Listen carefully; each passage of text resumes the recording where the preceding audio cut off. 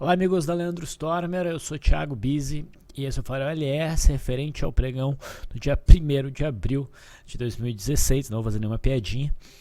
Vamos rapidamente às movimentações do mercado. Tivemos um dia de alta, uma alta de 1,01%, um dia de volume baixo, tá? Foi, no geral, um pregão chato, né? E o que a gente pode tirar desse gráfico? Bom, o mercado, na minha leitura, está em cima do muro. Tá? Eu acho importante que quem não assistiu o farol do dia 30 assista. A gente fez uma análise sobre algumas divergências que a gente vê no índice, a possibilidade de uma cunha e, portanto, existe um cenário, né, bem plausível para um movimento corretivo, tá, que está em andamento, né, mas a gente sabia que não seria um movimento fácil, porque há muito obstáculo, há muito suporte nesta região aqui, em especial nos 49.600.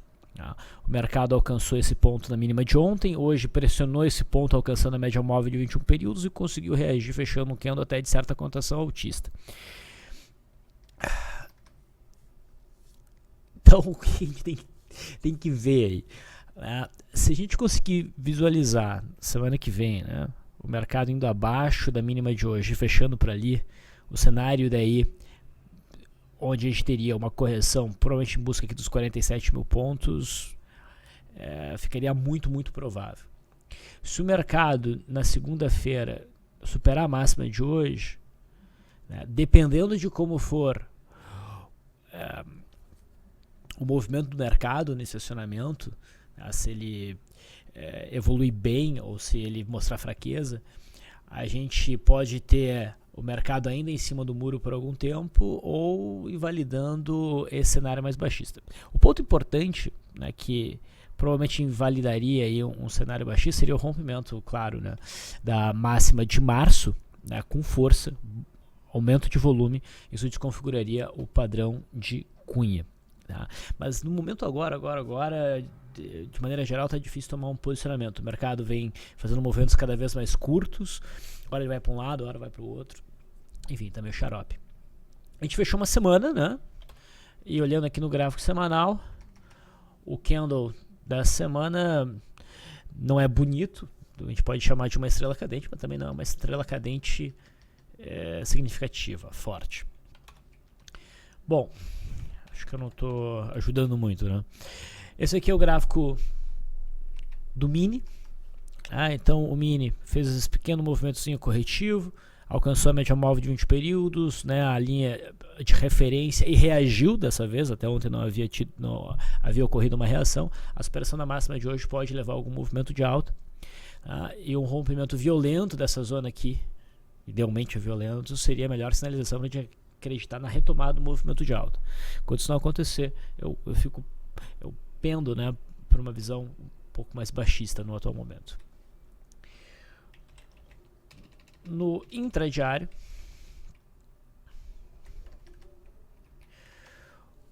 o mercado abriu com gap de baixa, formou um primeiro movimento, ou seja, quando o mercado marcou esse fundo, se ele voltasse a cair e rompesse a mínima do dia aqui, a gente teria um setup para venda, mas ele desconfigurou esse setup neste candle. Veio testar a linha d'água, testou e fez aquele tipo de rompimento de linha d'água que não inspira muita confiança, ainda mais testando esse antigo patamar de suporte que foi rompido e, portanto, viraria resistência. O cenário ficou um pouco mais claro para uma alta a partir desse momento aqui. Então, o mercado não rompe de forma forte a linha d'água, mas faz um pullback na linha d'água e retoma o movimento. Mas não foi um dia de entradas claras no índice pelo modelo que eu sigo, tá? Vamos ver como é que o mercado vai se comportar na segunda-feira. No mercado americano, o viés é de alta. gente teve um início de pregão baixista e o mercado virou intensamente, tá? E o fechamento foi próximo da máxima. A expectativa é de continuidade do movimento de alta para se buscar esta zona aqui de resistência. Reparem como foi o intraday, tá? O mercado abriu forte para baixo e mais forte ainda virou, rompendo a linha da água e fazendo um bom movimento de alta. O S&P 500 futuro também fez um cenário parecido, né? Vinha caindo e virou com violência. E o gráfico sugere continuidade do movimento de alta. A gente tem essa resistência intermediária que não é muito significativa, pode segurar um pouquinho os preços, mas a gente sabe que para esse ciclo o alvo fica entre o topo do segundo semestre de 2015 e o topo do primeiro semestre de 2015, que daí é o topo histórico. O dólar, usando o gráfico sem ajustes, fica assim, mais um dia de queda, ainda naquela zona de congestão num fundo. Existe muita resistência neste topo, nessa faixa aqui dos 3.715, mais ou menos.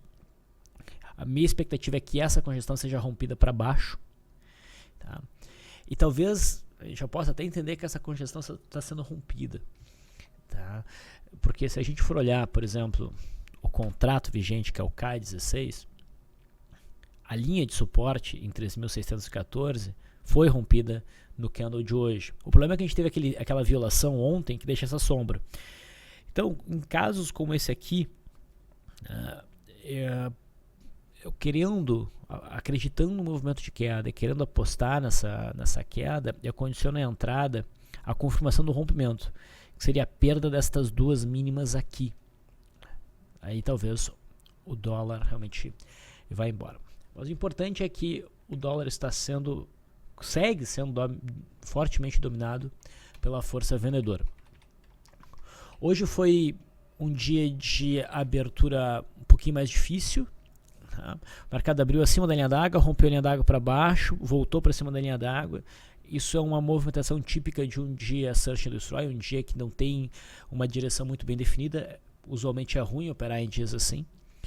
No entanto, o dólar acabou desenvolvendo, de certa maneira, um pregão meio direcional para baixo, tá? Mas não teve entrada clara na minha leitura na ponta vendedora. O rompimento de linha d'água aqui tinha o problema de estar bem em cima da média móvel de 21 períodos.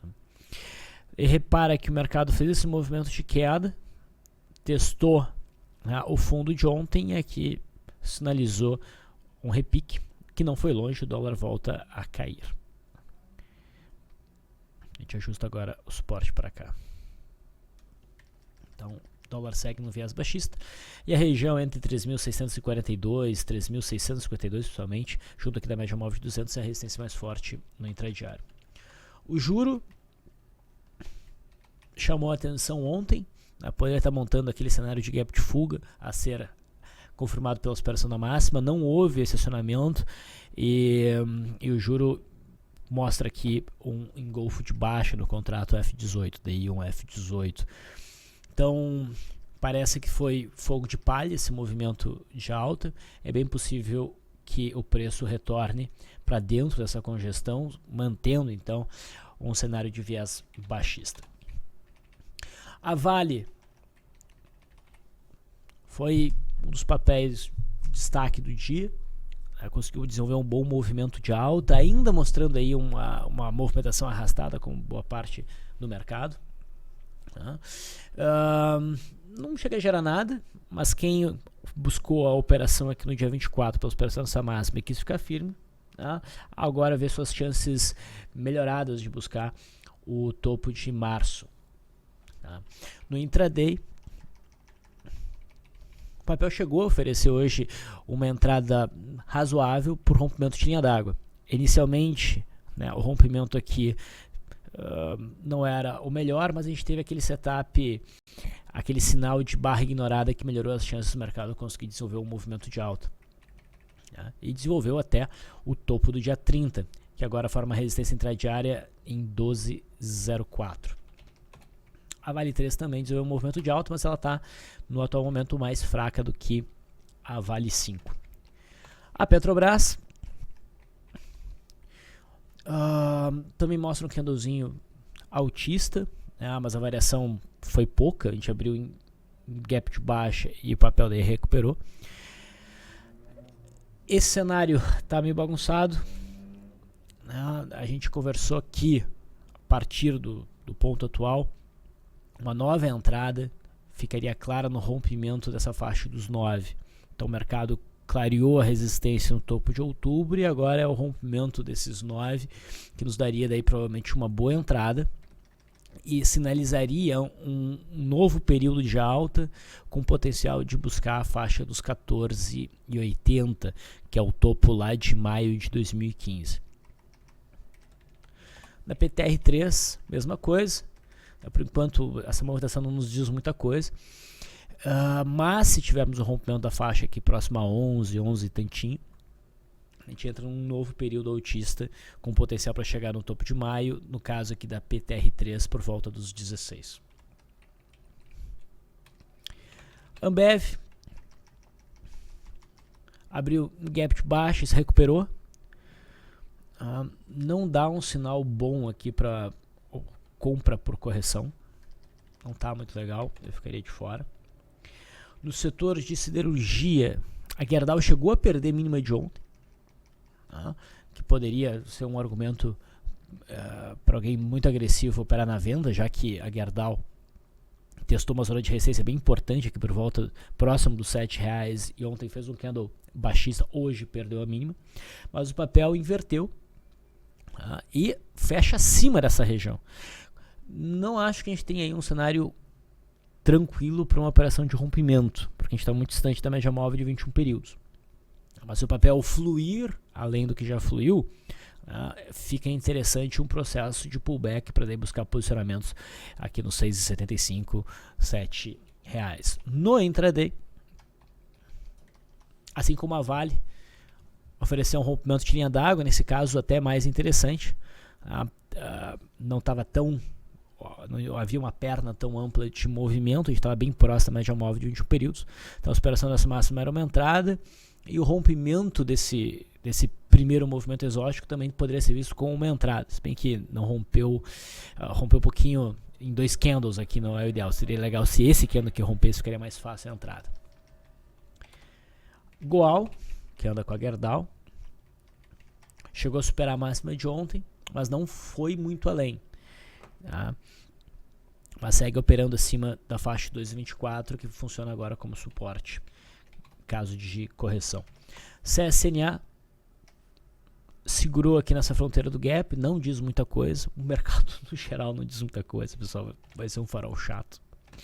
Eu em Minas só me interessaria se conseguisse romper a faixa dos 1,92. Bancos, Bradesco faz um candle de alta, seria um piercing pattern, mas com baixo volume, né, não tem amplitude de movimento corretivo, então não tem o que fazer aqui. Né. Uma vez que a máxima de março venha a ser rompida, desconfigurando uma cunha, daí o cenário pode ficar novamente interessante, ou então buscar uma correção, se ela vier, aqui nos 24,60. Itaú segue no meio da sua congestão, meio que tem uma cara de diamante, mas de qualquer forma a entrada interessante viria só do rompimento dessa resistência, então a gente segue aguardando. Banco do Brasil faz nada de muito interessante hoje, também opera com baixo volume. Outros ativos, bom, acho que vale a pena a gente mencionar o milho.